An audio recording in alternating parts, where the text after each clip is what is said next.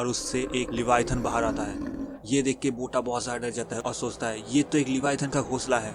वो लिवाइथन बोटा का पैर पकड़ लेता है और खाने ही वाला था कि कहानी की शुरुआत में हमें उनकी बोट दिखाई जाती है। डैड, रीटा, तुम लोग कहाँ हो? रीटा, क्या वो तुम हो? तुम रो क्यों रही हो? डैड कहाँ है? वो देखो बोटा, रीटा कहती है। बोटा देखता है पानी के ऊपर उसकी डैड का शव तैर रहा होता है। डैड, वो पानी में उतरने ही वाला था। बोटा, प्लीज मत जाओ। बोटा पीछे मुड़ता है और ये चेहरा देख के बहुत ज्यादा डर जाता है। फिर बिजलियां कड़कती है और बोटा की नींद टूटता है। बोटा देखता है उसकी गोदी में उसकी बहन सो रही होती है। वो अपनी बहन को देखता है और रोने लग जाता है और अपने डैड को याद करने लग जाता है। उसके डैड उसे कभी बच्चा नहीं समझते थे। वो हमेशा उसे प्रोटेक्ट किया करते थे और आखिरी वक्त में भी उन्होंने कहा था रीटा का ख्याल रखना। बोटा रीटा को गले लगा के रोने लग जाता है। फिर हमें सुबह का सीन दिखाया जाता है। रीटा, यहाँ मेरी मदद करो, यहाँ पर कुछ काम का सामान मिल सकता है। बोटा, डैड कहाँ है? बोटा के पैर एक जगह जम जाते हैं। वो सोचता है क्या मैं उसे बता दूं? क्या वो ये सब सह पाएगी?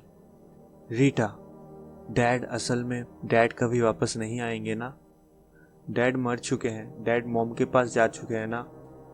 रीटा, और दोनों रोने लग जाते हैं। बोटा और रीटा दोनों उन मलबों में काम का सामान ढूंढने लगते हैं। बोटा को कुछ घड़ियां मिलते हैं जो कि अभी भी काम कर रहे थे। अचानक से पेट से आवाज आती है, रीटा, क्या तुम्हें भूख लगी है? नहीं, मुझे भूख नहीं लगी। फिर से आवाज आती है, ठीक है, मैं खाने का इंतजाम करने जा रहा हूँ। और यहाँ पर रीटा कहती रह जाती है, मुझे भूख नहीं लगी। बोटा यहाँ पर कुछ सामान ढूंढने लगता है। उसे कुछ फॉक्स मिलती हैं और वो सोचने लग जाता है उसके डैड हमेशा ये फॉक्स इकट्ठा किया करते थे। वो कहता था उनके पास बहुत सारे फॉक्स हैं।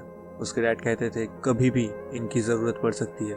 तो हाँ, हमेशा वो इन फॉक्स को बोटा के लिए ही इकट्ठा किया करते थे।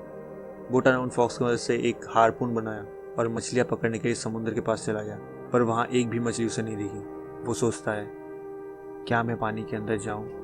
कहीं वो मॉन्स्टर अभी भी पानी के अंदर जिंदा तो नहीं होगा? और पीछे से रीटा कहती है, बोटा प्लीज़ मत जाओ। ठीक है, मैं नहीं जा रहा। और हमें क्रैब दिखाया जाता है। फिर रात हो जाती है। वो लोग उस क्रैब को पका के रात का डिनर कर रहे होते हैं। बोटा सारे क्रैब्स अपने बहन को खिला देता है जिससे वो भूखी ना रहे। बोटा भूखा रह जाता है। बोटा सोचता है हमें अगर सरवाइव करना है तो खाना और पानी का इंतजाम करना ही पड़ेगा। वो पूरी रात बारिश का पानी इकट्ठा करता है जो थोड़ा बहुत ही हो पाता है। फिर वो सोचता है समुंदर से पीने का पानी बनाना उसके डैड ने सिखाया था। वो बॉटल्स की मदद से समुंदर के पानी को पीने के पानी में कन्वर्ट करने लगता है।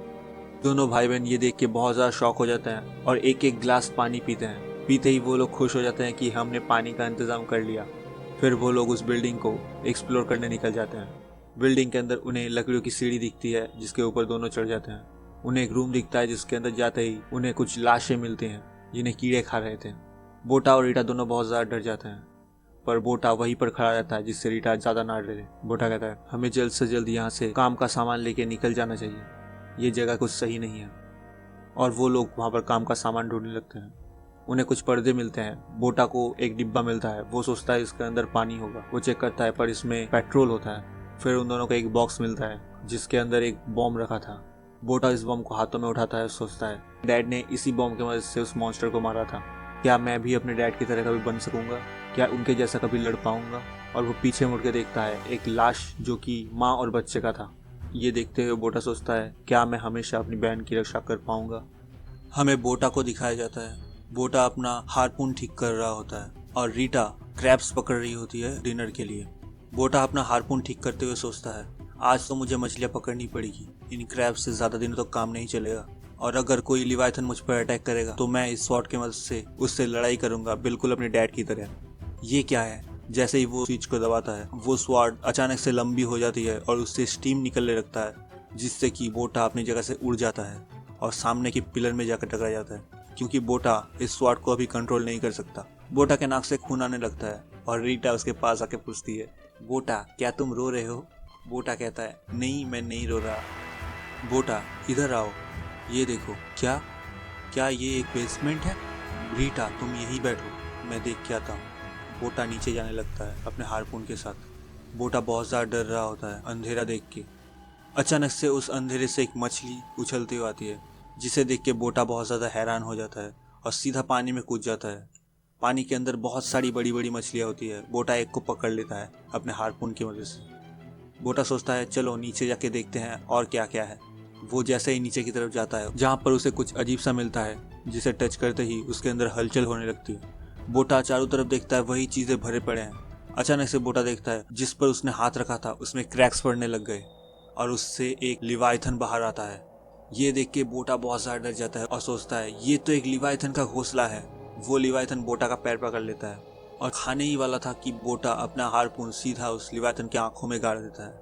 बोटा तेजी से तैरते हुए वापस से जमीन में आ जाता है और वो लिवाइथन बोटा के पीछे उस सीढ़ियों तक आ जाता है। बोटा अपना स्वाड निकालता है, उस लिवाइथन के सामने घुमाने लगता है, पर वो लिवाइथन बिल्कुल भी नहीं डरता। बोटा पर अटैक कर देता है। बोटा उसके अटैक को डॉज करके ऊपर भागता है और दरवाजा लगा के दरवाजे के ऊपर कूद जाता है। वो लिवाइथन सीधा दरवाजे पर अटैक कर देता है। बोटा अपना स्वाड निकाल के दरवाजे पर गाड़ देता है और अचानक से शांति हो जाती है। क्या वो लिवाइथन मर गया? बोटा को यकीन नहीं होता, तो आसपास के जितने भी पत्थर थे वो सारे के सारे उस दरवाजे के ऊपर रख देता है। अगर वो नहीं मरा तो भी वो बाहर नहीं आ पाएगा। एक मिनट, रीटा, रीटा कहाँ है? रीटा! बोटा बाहर भागता है। रीटा, तुम वहां क्या कर रही हो? बोटा, वहां देखो। बोटा जैसे ही दूर देखता है समुद्र में एक इंसान खड़ा होता है। बोटा और रीटा उस खौफनाक छाया से बच पाए कि नहीं, ये जानने के लिए सब्सक्राइब जरूर करें। आपको क्या लगता है वो छाया किसकी थी? अपनी राय कमेंट में जरूर बताएं।